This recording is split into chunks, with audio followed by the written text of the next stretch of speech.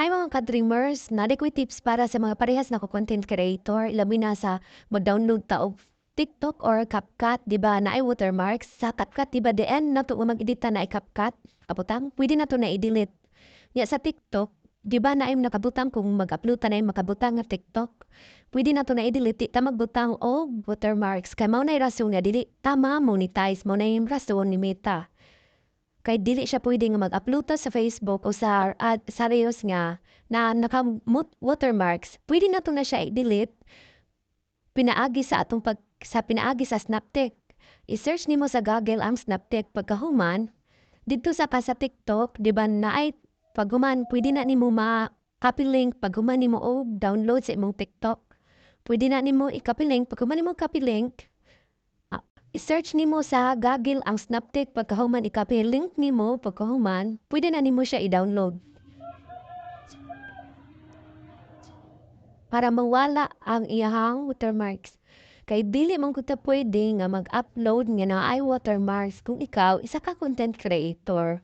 Kung gusto ka, dali lang ma-monetize. Dili man dalim nga sa atua sa content creator nga dali na ma-monetize.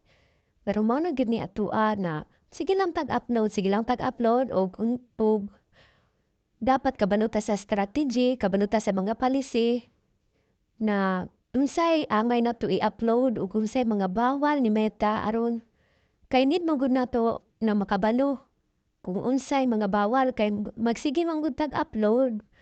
Nya wa ta kabalo nga ang ato dayong gina-upload. Kuha na day siya.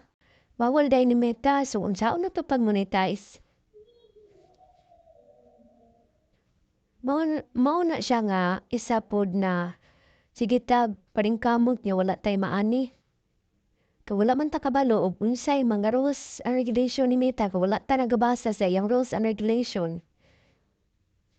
Ug isa pa, kanang matingala ka.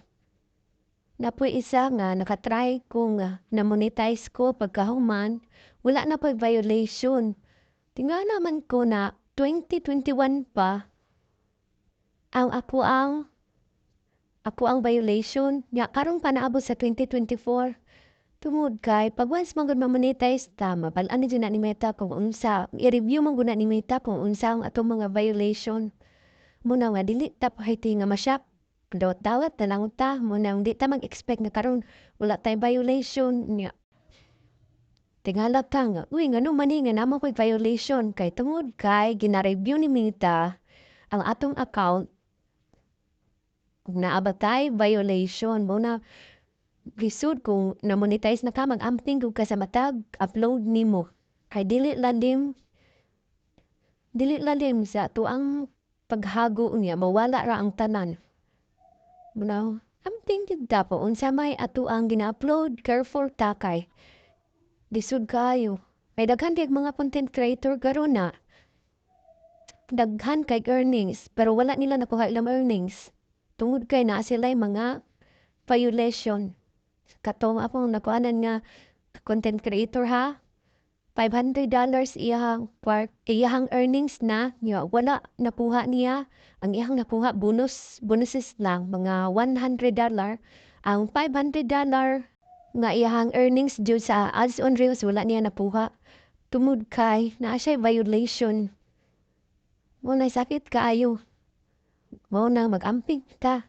O mao lang to guys. Salamat. God bless.